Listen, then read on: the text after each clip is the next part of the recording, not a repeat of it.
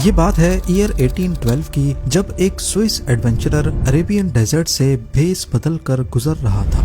Yohan लुडविच Burckhardt नामी ये adventurer रास्ता भटक कर चट्टानों के बीच एक पतले रास्ते में पहुंचता है। करीब 1.5 किलोमीटर तक दोनों चट्टानों के बीच चलते चलते आखिरकार रास्ता थोड़ा चौड़ा हुआ और सामने उसने देखा लाइम स्टोन के पहाड़ में बना हुआ एक आलीशान स्ट्रक्चर। सदरन जॉर्डन में वाक़े ये एंशिएंट स्ट्रक्चर इस वीरान रेगिस्तानी वादियों में किसने और क्यों बनाया था। 127 फीट ऊंचा ये स्ट्रक्चर बनाया नहीं बल्कि पहाड़ पर तराशा गया था। आज इसे अरबिक में खाजने कहा जाता है, जिसका मतलब है ट्रेजरी, यानी जहां पर खजाना रखा जाता है। शानदार पिलर्स पहाड़ के बॉटम से उभरते हैं और इनके टॉप पर बड़ी नजाकत और खूबसूरती से तराशे गए डिजाइन्स नुमायां हैं।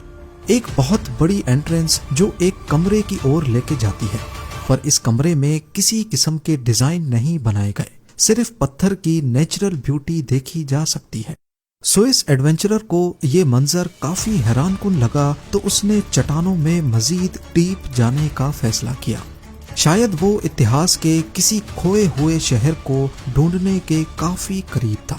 आगे उसने लगभग 6000 लोगों के बैठने के लिए एक थिएटर देखा और ये भी पत्थर पर तराश कर बनाया गया था। एक पाथवे जो बहुत बड़े मंदिर जैसे स्ट्रक्चर तक जा रहा था। कुछ खंडरात जो इशारा दे रहे थे कि यहाँ कभी कोई शहर आबाद था। पहाड़ों की ऊंचाइयों पर भी कई मॉन्यूमेंट्स बने हुए देखे गए। बर्कहार्ट एक ऐसे शहर के खंडरात ढूंढ चुका था जिसकी इतिहास में काफी अहमियत थी। 2000 साल पुराना ये शहर आज पेट्रा के नाम से जाना जाता है, पर यहाँ जो कोई भी बसते थे वो इस सूखे रेगिस्तान में बिना पानी के गुजारा कैसे करते थे। चट्टानों को तराश कर वो स्ट्रक्चर्स क्यों बनाते थे, इस वीरान रेगिस्तान में उनका क्या काम था और सबसे बढ़कर आखिर वो ये सब छोड़ने पर मजबूर क्यों हुए। ज़ेम टीवी की वीडियोस में एक बार फिर से खुशामदीद। नाजरीन, स्विस एडवेंचरर ने जब ये सब देखा तो उसे रेगिस्तान में रहने वाले एक कबीले की कहानी याद आ गई। उसने सुन रखा था कि अरेबियन डेजर्ट में एक कबीला था जो चाइना, इंडिया, इजिप्ट और रोम के बीच सिल्क और मसालों की ट्रेडिंग करता था और वो अपना खजाना ऊंची चट्टानों में सुराख करके छुपाया करते थे। ग्रीक और रोमन सोर्सेज में इन लोगों का नाम नेबेटियंस बताया गया है। ये खाना बदोश कबीले के तौर पे 2000 साल पहले मशहूर थे और ये लोग रेगिस्तान में टेंट्स लगा कर रहते थे। लेकिन टेंट्स में रहने वाले लोग पेट्रा जैसा इतना शानदार शहर बनाने में कैसे कामयाब हुए। बर्कहार्ट की इस डिस्कवरी के बाद पेट्रा को इंटरनेशनल प्रेजेंस मिलना शुरू हो गई। पूरी दुनिया से आर्कियोलॉजिस्ट्स और हिस्टोरियंस यहाँ का रुख करने लगे ताकि इस एंशिएंट मिस्ट्री को सुलझाया जा सके।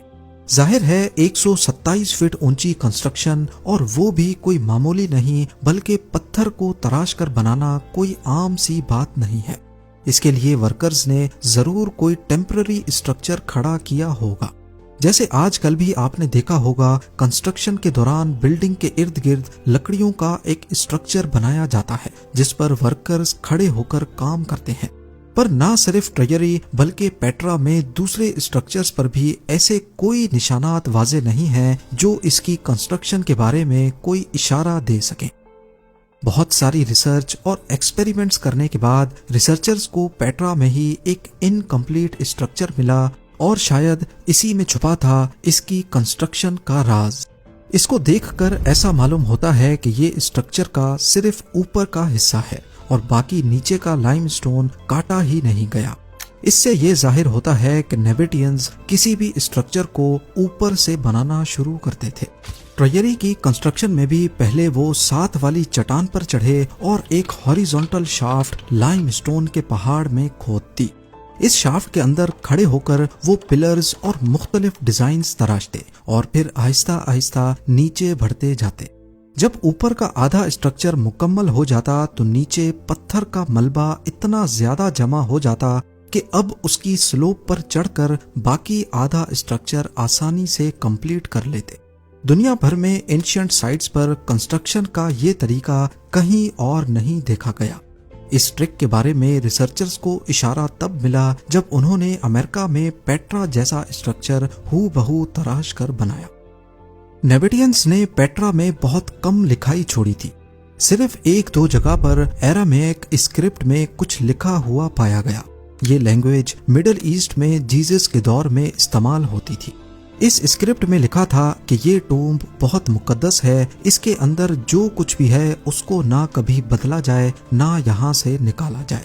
लेकिन जिस चेंबर के बाहर ये लिखा था उसके अंदर सिर्फ चंद शेल्फ के अलावा और कुछ भी नहीं था। इन शेल्फ की साइज देखकर अंदाजा लगाया गया कि ये डेड बॉडीज रखने के काम आते थे। ये जगह असल में इनका बरियल चैम्बर था। पेट्रा की चट्टानों में ऐसे 800 से ज्यादा चैम्बर्स दरियाफ्त हो चुके हैं। शुरुआत में यह भी समझा जाता था कि शायद ये शहर कोई कब्रिस्तान था, लेकिन बाद में रिसर्चर्स को यहाँ कुछ ऐसे सबूत भी मिले जो यहाँ जिंदा लोगों के होने का इशारा भी देते हैं।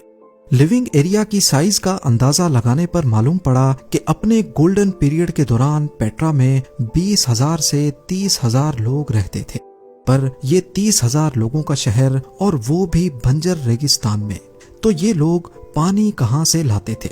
इसका एक सुराग मिलता है पेट्रा में मौजूद एक स्ट्रक्चर में जिसे ग्रेट टेम्पल कहते हैं। यहाँ फर्श पर कुछ सुराग मिले हैं। ऐसा मालूम हो रहा था कि शायद इसके नीचे से पानी गुजरता था। एक्सपर्ट्स ने जब इस जगह पर GPR यानी ग्राउंड पेनिट्रेटिंग रडार से स्कैन किया तो एक अहम क्लू सामने आया। GPR जमीन में रेडियो सिग्नल्स फेंकता है। ये सिग्नल्स जमीन के अंदर मुख्तलिफ मटेरियल से टकराकर अलग अलग स्पीड से वापस आते हैं। जैसे मिट्टी से टकराकर ये आहिस्ता वापस आते हैं और खाली जगह में इनकी स्पीड तेज हो जाती है। सिग्नल्स की स्पीड देखकर अंदाजा लगाया जाता है कि जमीन के नीचे कहां पर खाली जगह मौजूद है। GPR के रिजल्ट्स ने दिखाया कि मंदिर के फर्श के नीचे चैनल्स का एक पूरा नेटवर्क बिछा है, जैसे घर में फर्श की कंस्ट्रक्शन से पहले प्लम्बिंग का काम होता है। ये एविडेंस इस बात को साबित करने के लिए काफी था कि पेट्रा में अंडरग्राउंड पानी का नेटवर्क तो था, पर यह पानी आखिर आता कहां से था, क्योंकि ये जगह दुनिया की खुश्क तरीन जगहों में से एक है। पानी का एक जखीरा आज भी लोकल्स इस्तेमाल करते हैं, जिसे ऐन मूसा कहा जाता है। ये कुदरती चश्मा जमीन के नीचे से पानी फराहम करता है, पर मसला ये है कि ये पेट्रा की साइड से करीब 8 किलोमीटर दूर है। तो अब सवाल उठता है कि नेविडियंस ऐन मूसा से पानी को चट्टानों के बीच 8 किलोमीटर नीचे कैसे लाते थे? इसका इशारा हमें मिलता है ट्रयरी की पतली एंट्रेंस में। यहाँ चट्टानों के बीच पाइपलाइंस के निशानात देखे गए हैं, ऐसी पाइपलाइन जो छोटे छोटे सेक्शंस में जोड़ी गई थी। जब पाइप के इन छोटे छोटे सेक्शंस में से पानी गुजरता होगा तो जरूर लीक भी करता होगा। लेकिन नेविडियंस के लिए पानी अगर इतना इम्पोर्टेंट था तो वो पानी को जाया कैसे होने देंगे?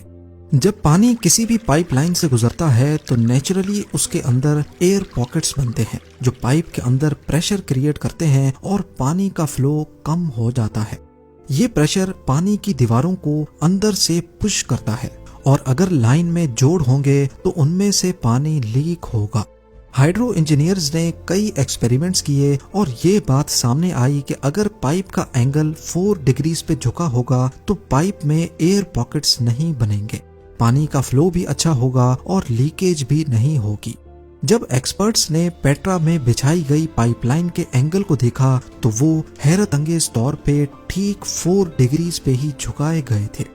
यानी नेविडियंस इस साइंटिफिक प्रिंसिपल के बारे में 2000 साल पहले ही जानते थे, जिन्हें हमने हाल ही में दरियाफ्त किया है। ये सब देखने के बाद एक बात तो क्लियर है कि नेविडियंस हाइड्रो इंजीनियरिंग के मास्टर थे। पेट्रा में पानी सिर्फ ऐन मूसा से नहीं बल्कि पहाड़ों से आने वाले फ्लैश फ्लड्स से भी सप्लाई होता था। आज भी जब यहाँ फ्लैश फ्लड्स आते हैं तो वो काफी डेडली होते हैं। इनसे बचने के लिए पेट्रा में मुख्तलिफ लोकेशंस पर एंशियंट डैम्स बनाए गए थे। रिसर्चर्स यहाँ करीब 5 एंशियंट डैम्स ढूंढ चुके हैं, जिनमें से कुछ की दीवारें 2000 सालों से आज तक प्रिजर्व्ड हैं। ये डैम्स न सिर्फ पानी स्टोर करने के काम आते थे बल्कि शहर को फ्लड्स की तबाही से भी बचाते थे। पेट्रा के बारे में अभी तक हम ये जान चुके हैं कि यहाँ बसने वाले नेबेटियंस चाइना, इंडिया, इजिप्ट और रोम के बीच ट्रेडिंग करते थे। उनकी पत्थरों को तराश कर स्ट्रक्चर्स बनाने की स्किल्स दुनिया में कहीं और नहीं देखी गई। रेगिस्तान में उनके इंजीनियर्स ने पेट्रा को पानी कैसे फराहम किया, लेकिन एक मेन सवाल अभी तक वही है कि आखिर ये शहर वीरान क्यों हुआ। यहाँ बसने वाले 30,000 लोग अपने शहर को छोड़ने पर मजबूर क्यों हुए। एंशिएंट रिकॉर्ड से हमें ये पता चलता है कि ईयर 363 में एक बहुत खतरनाक अर्थक्वेक आया था और पेट्रा में ऐसे टूटे हुए स्ट्रक्चर्स का मलबा भी मौजूद है जो सिर्फ अर्थक्वेक का काम ही लगता है। शायद उस अर्थक्वेक की वजह से पेट्रा के कई स्ट्रक्चर्स गिर गए और डैम्स टूट गए। उसके बाद वही पानी जो शहर की जान था, उनकी जान ले डूबा। फ्लैश फ्लड्स पूरे शहर को बहाकर ले गए और बचे कुचे इंफ्रास्ट्रक्चर जो नेबेटियंस ने कई 100 सालों में बनाए थे, खंडरात में बदल गए। अब ना तो यहाँ पानी बचा था और ना ही कोई सिस्टम। ट्रेडर्स ने अपने रास्ते बदल लिए और शहर के लोग आहिस्ता आहिस्ता दूसरे शहरों में चले गए। पेट्रा को यूनेस्को वर्ल्ड हेरिटेज साइट का दर्जा 1985 में मिला और अगर आपने Indiana Jones and the last crusade देखी हो तो उसमें जो होली ग्रेल का टेम्पल है वो असल में पेट्रा का अल खाजने ही है। उम्मीद है ज़ेम टीवी की ये वीडियो भी आप लोग भरपूर लाइक और शेयर करेंगे। आप लोगों के प्यार भरे कमेंट्स का बेहद शुक्रिया। मिलते हैं अगली शानदार वीडियो में।